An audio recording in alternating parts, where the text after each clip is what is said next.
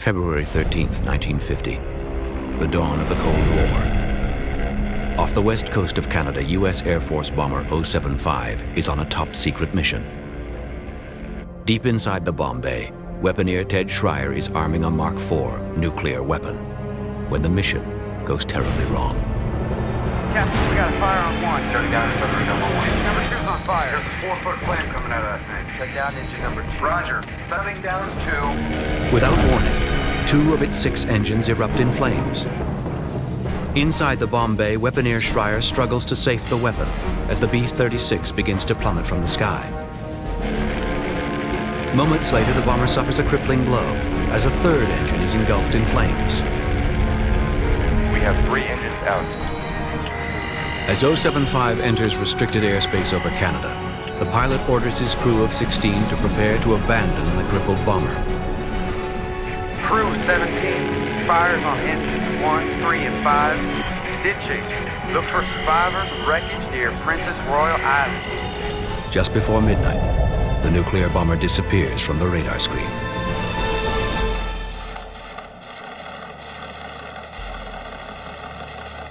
Minutes later, the Pentagon receives the code word that a nuclear bomb has been lost. 3 days later, most of the crew are rescued from Princess Royal Island on British Columbia's west coast. Among 5 crewmen never found is the man responsible for the bomb's safekeeping, weaponeer Ted Schreier. Official U.S. Air Force reports claim the bomber and her nuclear weapon are lost at sea.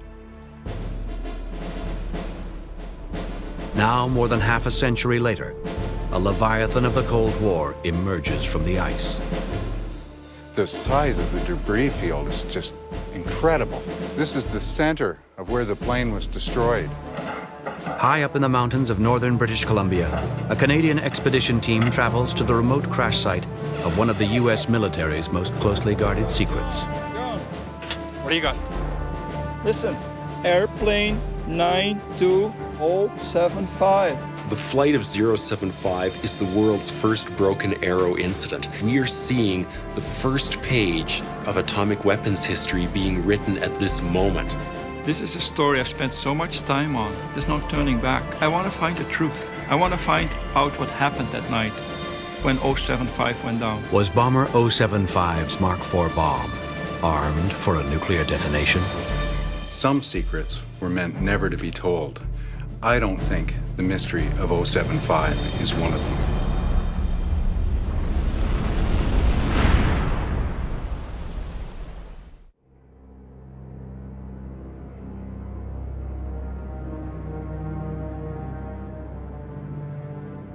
For centuries, the native people of northern British Columbia have referred to the Kispiox Mountains as the hidden place. Here, concealed among rock and ice, is one of the most evocative stories of the Cold War.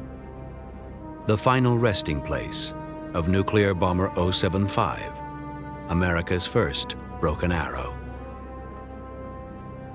It's a hostile world where high winds and unpredictable weather can roll in without warning.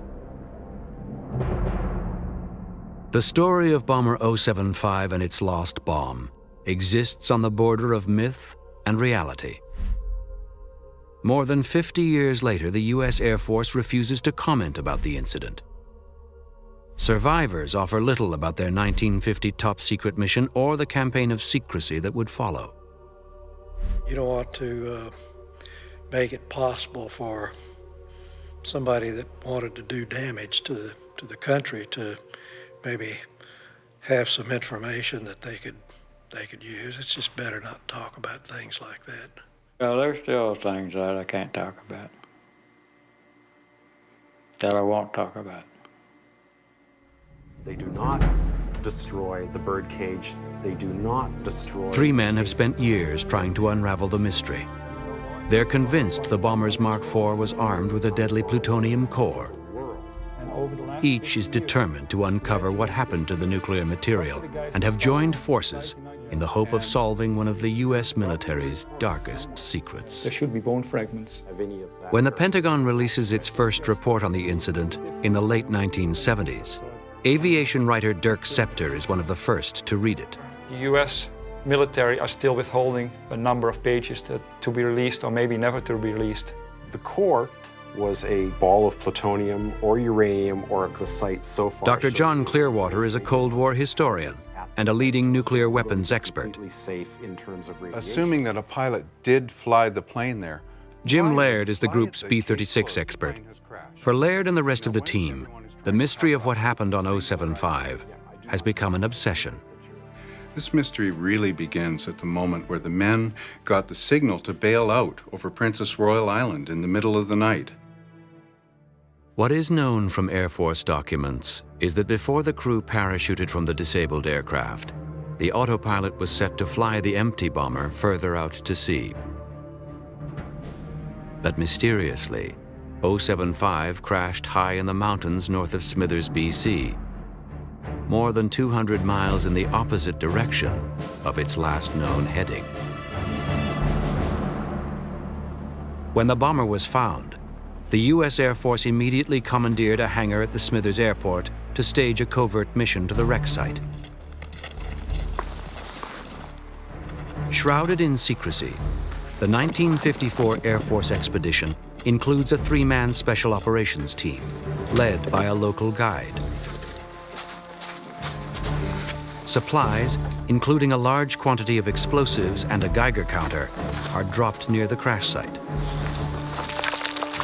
On the third day, with bad weather setting in, the team retreats to a safe location and destroys the fallen bomber.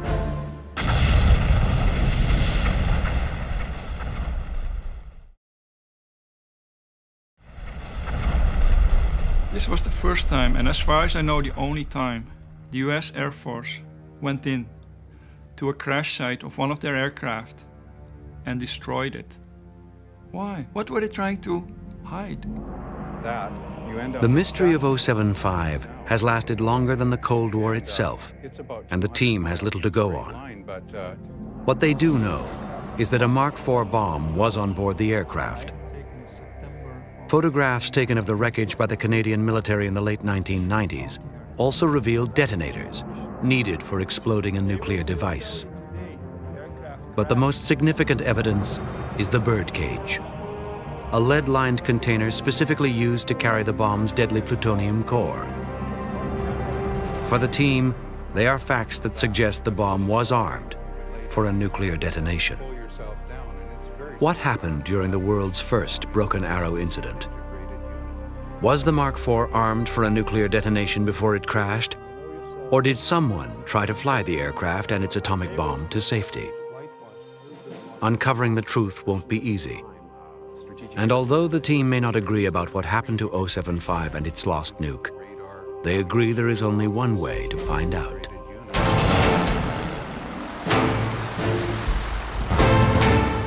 Far from civilization and accessible only by helicopter, the trip to the remote site of the first broken arrow isn't an easy one.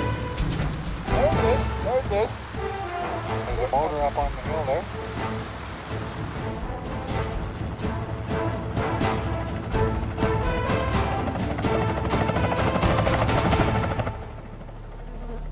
Strewn among ice and jagged rocks, the remains of 075 is a garden of twisted steel.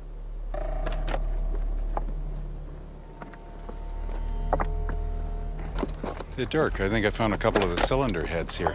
They look like they've gone through intense heat. From their research, they believe 075 landed nearly intact before being blown up by the Air Force Special Operations Team in 1954. The size of the debris field is just incredible. You look up on the hill there, and there's a propeller up on the hill, and it's so far away from us. More than 100 meters from the bomber's impact site, they find their first clue. These big parts, heavy parts, are way down the crash site. To blow an engine this size apart, they must have used mega explosives in '54. The team is puzzled by the degree of devastation and wonder why the Air Force destroyed an aircraft lost. in such a desolate place? It looks to me as though the entire aircraft has been rolled, or when the detonations took place, it flipped the entire section on its back. Might be just this section, this aft section of the fuselage that flipped over. It's upside down. The whole plane looks to be upside down. Although the destruction of the bomber would have required large quantities of TNT, there is no end to the amount of unused explosives scattered around the wreckage. Were the explosions in 1954 so massive as to throw a massive aircraft onto its back? I don't know what happened here. I think we're in a bit of luck, Jim. Right under here, there's the original painting, number 6, on the forward part of the nacelle here. This would have been the extreme outboard engine on the right-hand side of the aircraft. Which was running. Yes, it was, and it's now almost in the bomb bay. So how did it get here? This is the co-pilot's position here in the cockpit. 075's compass is the only piece of equipment still recognizable from the flight deck. But behind the cockpit, they find a clue that only deepens the mystery. And it does look to me like there's a hole here, like a big explosion took place in this spot. But what kind of explosion? In their search for the answers, the expedition will have only 3 days to investigate the shattered remains of the largest bomber ever built.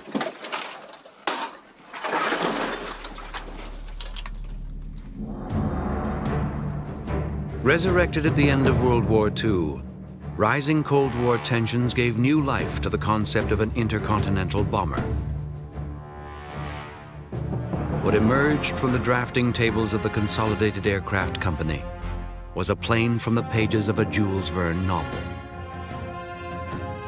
Designated the B-36, the Titanic bomber may not have been designed to start a war, but it could unleash the destructive power to finish one. With a wingspan nearly as long as a football field, its body seemed to stretch on forever.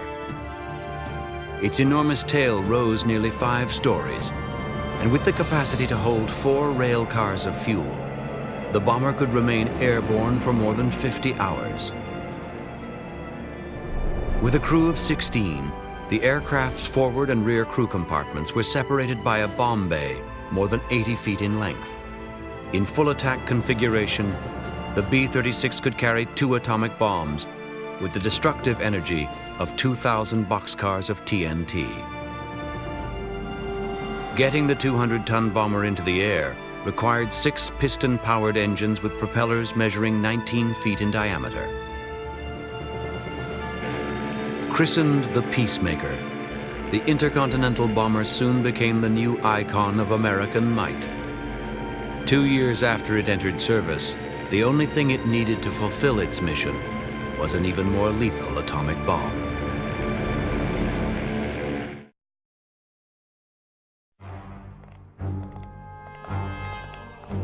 Even before the US dropped the first atomic bomb on Japan in 1945, scientists were hard at work designing what they described as the holy grail of nuclear weapons, the Mark IV. Like its predecessor, the Mark IV would be a fission-type weapon, like the bomb dropped on the city of Nagasaki. As big as a mid-sized car, the Mark IV was designed to be built in large numbers. It would be the world's first assembly line-produced nuclear weapon. Weighing in at more than 10,000 pounds, most of the bomb's weight was made up of an inner and outer sphere of high explosives weighing nearly 3 tons. But the Mark IV's destructive nuclear punch would come from a plutonium core, levitated within a hollow shell of uranium. Near the rear of the weapon, a cylindrical electronics package known as the X unit held the bomb's sophisticated firing system. Once dropped, a series of fuses would initiate the nuclear chain reaction. The X unit would then trigger detonators positioned on the face of each of the high explosive lenses. With twice the destructive power of previous bombs, the Mark IV could lay waste to the heart of any city in the world. radiation leaving it uninhabitable for years.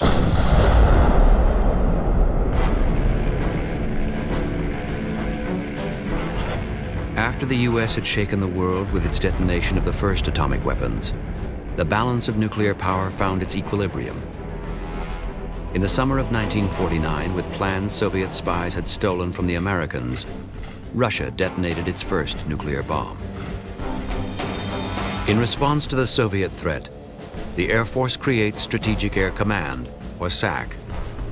SAC's mission was simple and uncompromising: maintain a sufficient number of B-36s capable of leaving the Soviet Union a smoking, radiating ruin. To prepare for a potential nuclear showdown with the Soviets, SAC crews trained around the clock in full combat posture. 5 years after it began its battle with the Atomic Energy Commission, the Air Force finally received its first live nuclear weapon for training. It was a Mark IV, and it was headed for Alaska to be loaded on bomber 075. As Jim Laird hikes up to the wreck on the team's second day on the mountain, he finds a new trail of clues. Looks like a hatch cover, John. It's so hard for me to imagine somebody trying to jump through a hole this small in the mid-dead of night, middle of winter. Scattered among the rocks, the first evidence of 075's flight crew. Looks like a bunch of personal gear here. Several boots and a button here. Oh, look, Jim, it's rank badge. I think there was probably only one person on board that this luggage could have belonged to. That would be McDonald? Lieutenant Colonel MacDonald was one of the lucky ones. He got rescued. And the UTM coordinates. With the first archaeological permit ever issued by the government, the team will collect and catalog artifacts they hope will answer two unsettling questions. Was a plutonium core on board 075? And did Ted Schreier, the man responsible for the nuclear weapon, stay on board and fly the bomber to its glacier hiding spot? There's no end to the personal effects in here, or the operational ones. Dirk, oxygen hose. Well, I like to get my hands on Captain Schreier's stuff.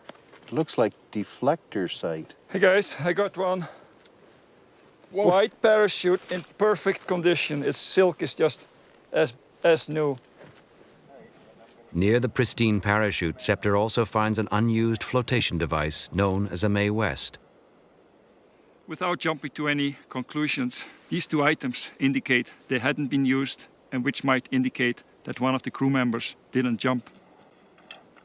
In an effort to determine the Peacemaker's final heading, Jim Laird is high above the wreck trying to identify an engine that rests several hundred feet from the crash site. Wait a minute. Here on this piece of the nacelle, it says engine number 1. So that must mean the plane is right side up. And it came in facing east. That was the number 1 engine. And if I take a compass bearing back along this line, I should be able to figure out where it came from. Mm-hmm. So if we look this way through that dip beside Mount Kologet and take a bearing from here to there, towards the southwest, the heading is 075. 075. 075. Laird and Scepter believe this new discovery adds another piece of evidence to their theory that a crew member stayed on board 075 in an attempt to save the birdcage and its plutonium payload. Incredible burn. The birdcage, which was used to carry the core, it should have been in this region. The photos, some of the recent photos seem to show it in this location of wreckage. There's nothing here in the area of the photographs. To Clearwater's disappointment, the birdcage used for transporting the bomb's radioactive core and the detonators for initiating the nuclear chain reaction are missing. It's a significant loss in terms of atomic history. This is the first broken arrow. We don't have these objects. With their time on the mountain running out, it's a huge blow to the expedition. If there was a core, the danger of this cannot be underestimated. There's enough power in this one core to level any city in North America.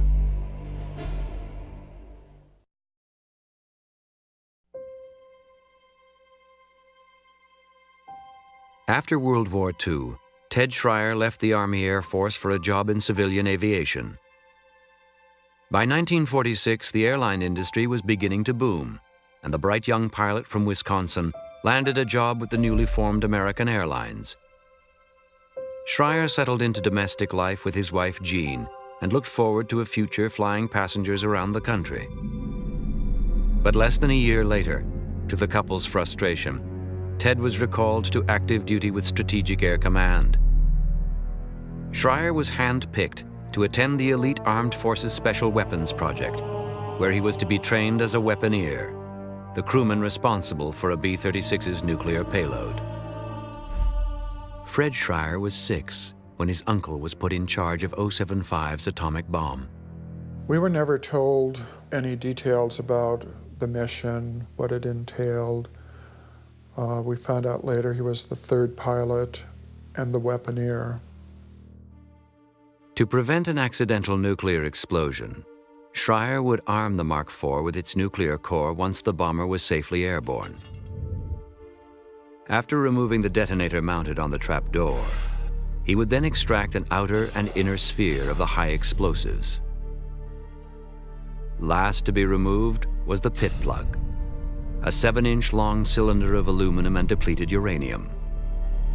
Schreier would then carefully insert the radioactive core. Once the bomb's missing components were replaced, the Mark IV would be an armed nuclear weapon and ready for war. But the bomber designed to carry the Mark IV to the target had a deadly flaw: its new engines. A fact that Captain Harold Barry and Gunner Dick Thrasher would learn on their first B-36 flight. On my very first flight, we burned an engine off, and he had to have nerves of steel, and he brought that thing in as smooth a landing. It was the first landing ever made with just 3 engines on one side. Months later, Thrasher and Barry would be ordered to Alaska to fly a dangerous training exercise aboard another B-36, Bomber 075. The top-secret mission would test the war readiness of the B-36, her crew, and SAC's first Mark IV nuclear bomb. With strict orders not to fly over Canadian airspace, nuclear bomber 075 will shadow the British Columbia coastline as it makes its way from Alaska to the U.S. mainland. Once off the coast of Washington state, 075 will head east to Great Falls, Montana, before turning south to conduct a simulated bombing run on the city of San Francisco. At a cruising speed of less than 200 miles per hour, it will take more than 20 hours for the giant B-36 to fly the 5,000-mile route before it touches down in Fort Worth, Texas.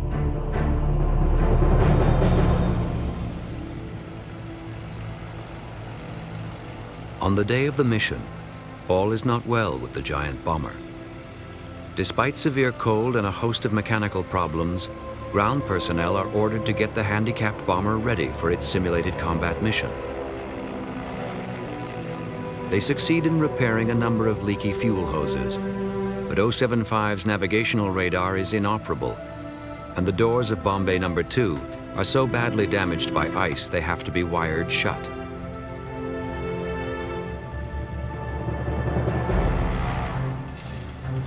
With less than an hour to take off, the order is given to load the birdcage and the Mark IV into 075's number 1 bomb bay. After 3.5 hours of pre-flight maintenance, Gunner Dick Thrasher boards 075 with trepidation. As I was going to the airplane, I met one of the gunners that brought the airplane up, and I just asked what kind of shape it was in, because we had quite a bit of maintenance problems then.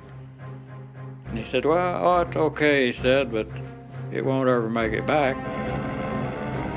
In the waning Alaskan twilight, the bomber lumbers into the air and sets a course for Texas, a route that will take 075 along the British Columbia coastline.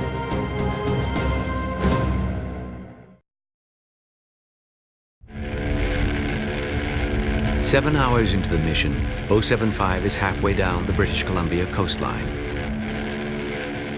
At 11:25, the flight engineer reports that the bomber is starting to lose airspeed, when suddenly all 6 propellers begin surging uncontrollably. We're really starting to lose altitude here. In the rear crew compartment, gunner Dick Thrasher reports flames trailing engine number 1. Better shut her down. Shutting down 1. Supercharger neutral. No sooner is the fire out and the propeller feathered, when 075's situation turns from bad to worse as engine number 2 erupts in flames. 90 seconds after the second engine fire, the giant bomber is dealt a fatal blow. Engine number 5 erupts in flames. Hitting the extinguisher on engine 5. In less than 10 minutes, 075 has lost 3 of its 6 engines, and the aircraft is losing altitude at more than 500 feet per minute. Full power is applied to the remaining engines, but 075 is still heavily laden with 15 hours of fuel and its 5-ton nuclear bomb. At 8,000 feet, Captain Barry makes a difficult decision. He orders co-pilot Ray Whitfield to do the unthinkable, to get rid of the bomb. Roger. Cycling the bomb doors. Whitfield tries to open the bomb bay doors, but they jam. 5,000. To save his crew from drowning in the frigid Pacific, Barry violates his orders and turns the giant bomber east toward the Canadian mainland. After sending a final desperate message to the Air Force for help, the radio operator screws down the transmitter key to give search teams a steady radio frequency to home in on. Praying they are now safely over Princess Royal Island, Barry sets the autopilot to fly 190 degrees, a heading that will take the disabled bomber south and back out to sea. Okay, let's get out of here. At 3,500 feet and approaching stall speed, Barry gives his final order, and the crew of 17 parachute into the night. Within minutes of the incident, SAC headquarters in Omaha launches the largest search and rescue mission in Air Force history. The Canadian Armed Forces initiates Operation BRICS to assist in finding the downed crewmen. Fearful the Soviets may discover what's happened, the Canadians are told nothing of the bomber's deadly nuclear payload.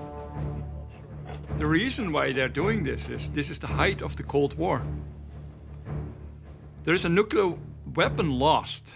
The Russians are probably looking for it. They're paranoid. So why would they tell the Canadians anything?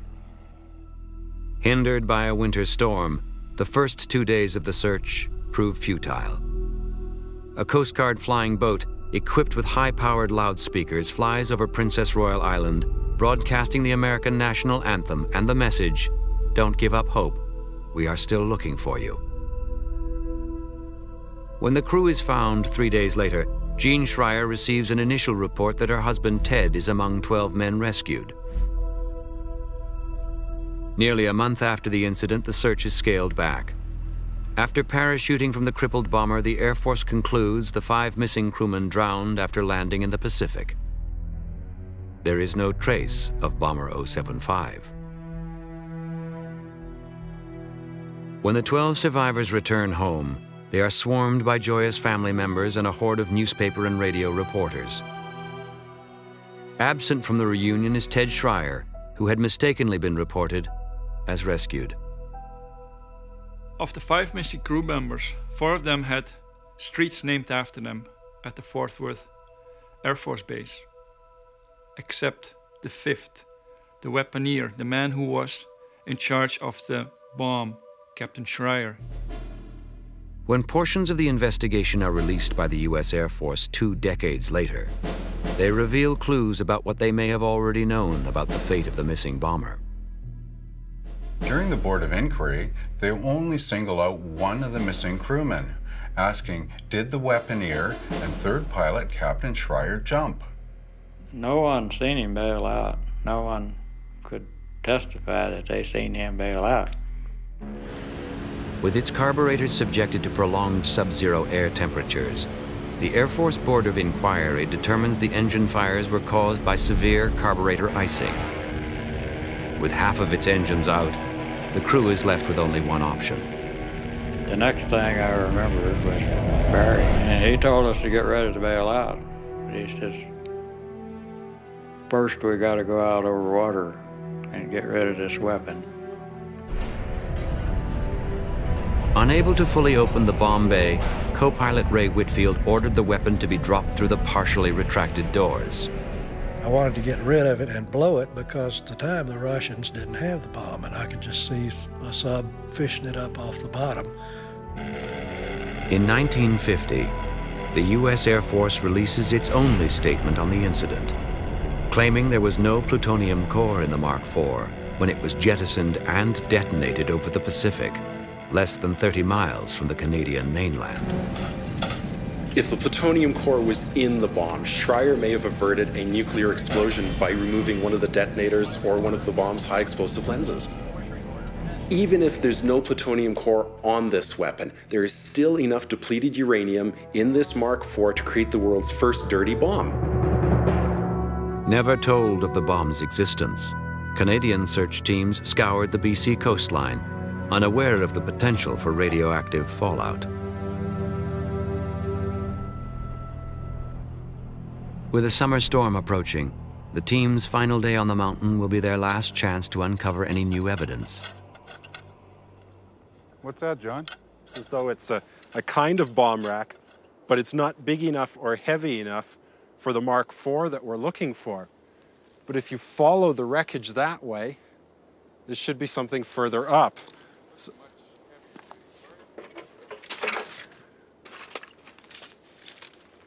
Oh, there's a clasp here. This was a heavy one. It could have been used for an atomic bomb.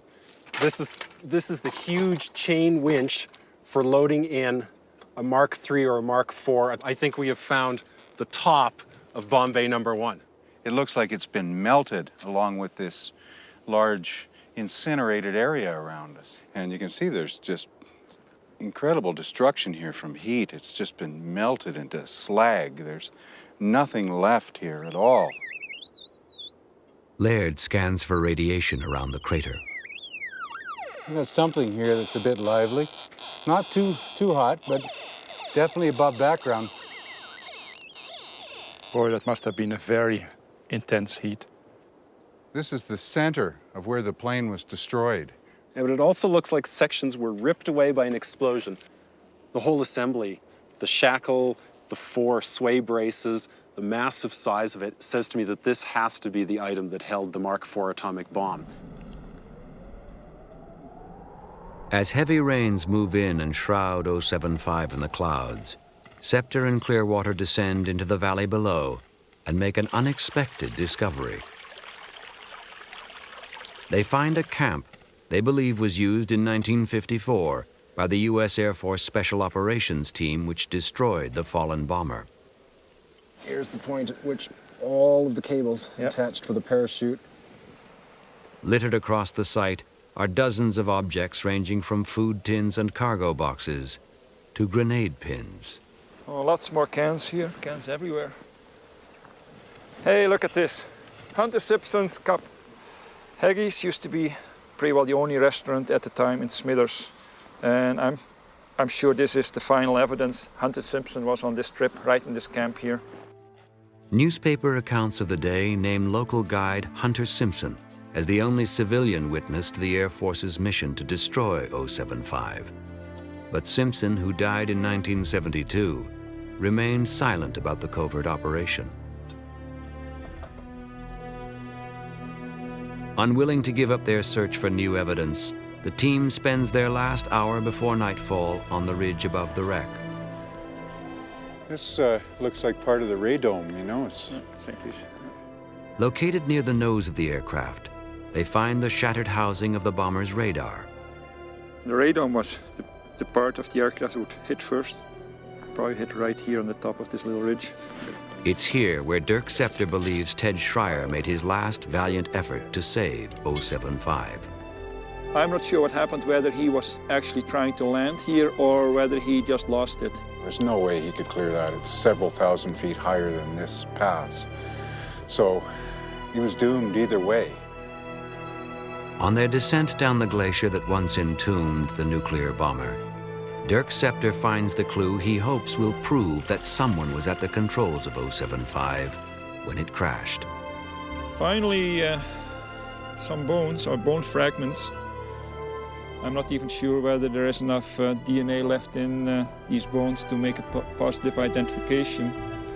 Only pathologists will be able to tell whether these are possibly Captain Schreier's bones. I can't be sure exactly what happened to the bomb, but a great effort was made to destroy Bomb Bay No. 1 where it was originally held.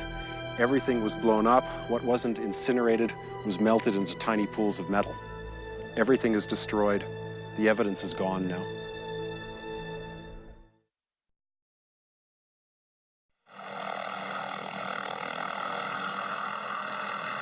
In the weeks following the expedition, John Clearwater finds the person who illegally removed the birdcage from the crash site in 1998.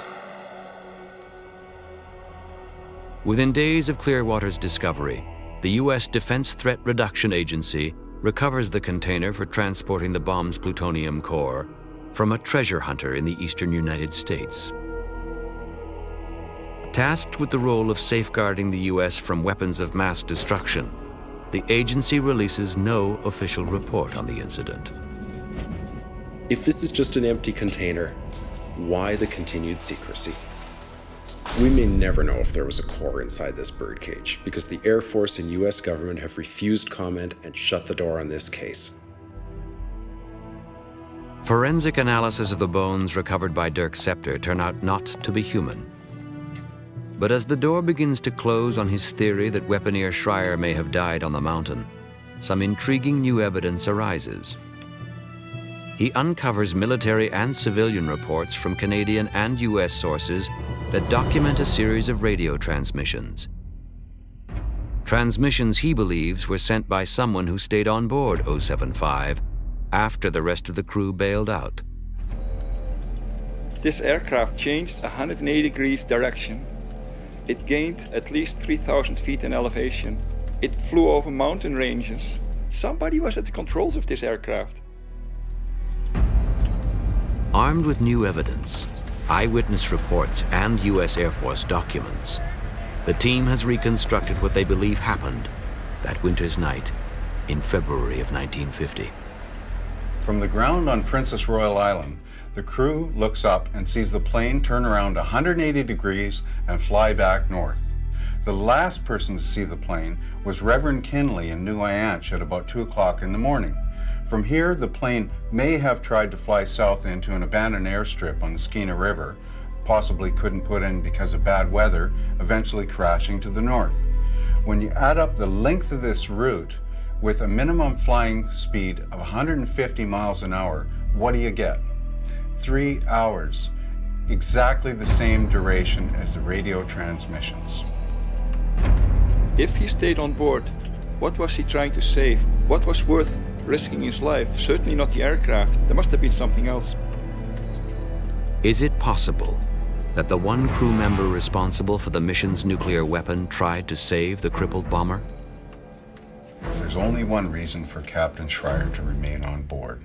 For whatever reason, they couldn't drop the weapon. So, to prevent a radiological disaster, he takes the plane and turns it around and heads back to Alaska. Schreier makes a final course change, setting his compass to 075 degrees, a heading that will take him directly into northern BC and the towering Kispiox Mountains. By this time, he's only 50 miles from the Alaska border. For some reason, he can no longer keep the plane in the air. The only thing that's left for him to do is to look for the best place to make an emergency landing. At 6 minutes to 3, Schreier sends one last voice transmission. This is Spectre 36, aircraft 2075.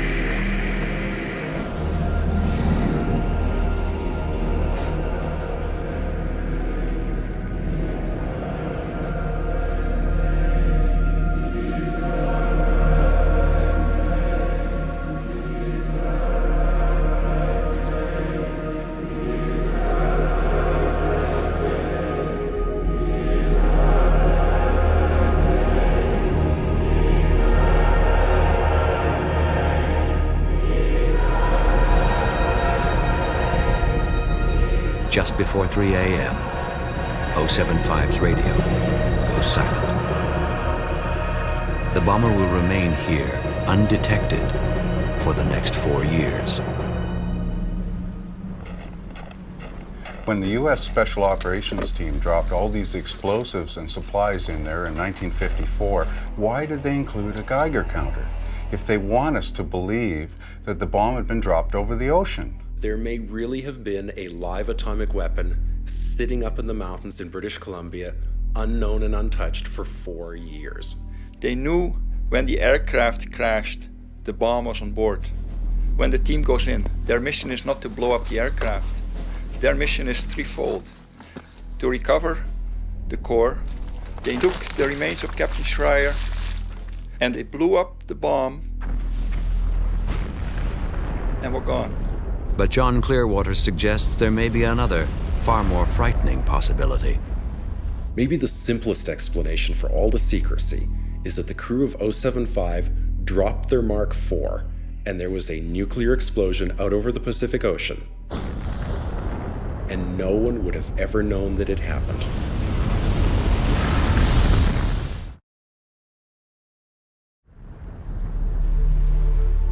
Although 5 of 075's crew are never found, 2 years after the plane disappeared, a fisherman recovers the remains of a human foot near Princess Royal Island. In 2002, the bones are exhumed from their military grave. The Schreiers, along with the families of the other missing men, are asked to provide blood samples. But after forensic analysis of the remains, the U.S. military reports they are unable to extract the DNA needed for identification. Within months of the mishap, many of 075's crew, including co-pilot Ray Whitfield, leave the Air Force. Among those who stay in the service are gunner Dick Thrasher and pilot Harold Barry. A year after their harrowing experience aboard Bomber 075, they are reunited on another training mission. Barry said, "Is Thrasher going with us?" Well, I answered. I said, "Yes, Thrasher is going. This is his crew. He flies when they fly." Barry said, "We're bound to have trouble." That's the last words I heard out of Barry. Hours later, Captain Barry is killed when a fighter plane crashes into the cockpit of his B-36. As the bomber disintegrates in midair, Dick Thrasher manages to jump clear before it smashes into the Oklahoma countryside. It seemed like there was something wrong with Barry and I flying together because we always had trouble. By the end of the 50s, the arms race claims the B-36. True to its namesake, the Peacemaker is retired without ever dropping a single bomb in combat. Just 3 years after it entered service, the Mark IV is removed from the U.S. inventory and replaced by a host of more powerful nuclear weapons. Although 075's Mark IV is classified by the Pentagon as its first broken arrow, it's by no means the last. 9 months later, another crippled bomber detonates a Mark IV in a non-nuclear explosion near the town of Rimouski, Quebec. 3 decades will pass before the U.S. admits to losing another 60 nuclear weapons in major accidents around the globe. Now a national heritage site, the looting of the wreckage of 075 continues, perpetuating rumors about the recovery of human remains and Ted Schreier's dog tags. For me, more than 50 years of secrecy, misdirection, and misinformation by the Pentagon can mean only one thing. Something happened that night. There's some dark secret that they don't want anyone to know about. For the families of 075's crew, they are left with only memories and more unanswered questions. I don't know why all the secrecy. What could be so important? It seems like a cover-up when the families are not told what happened. What harm would it do to open the books and supply us with answers to the questions of what really happened 50 years ago?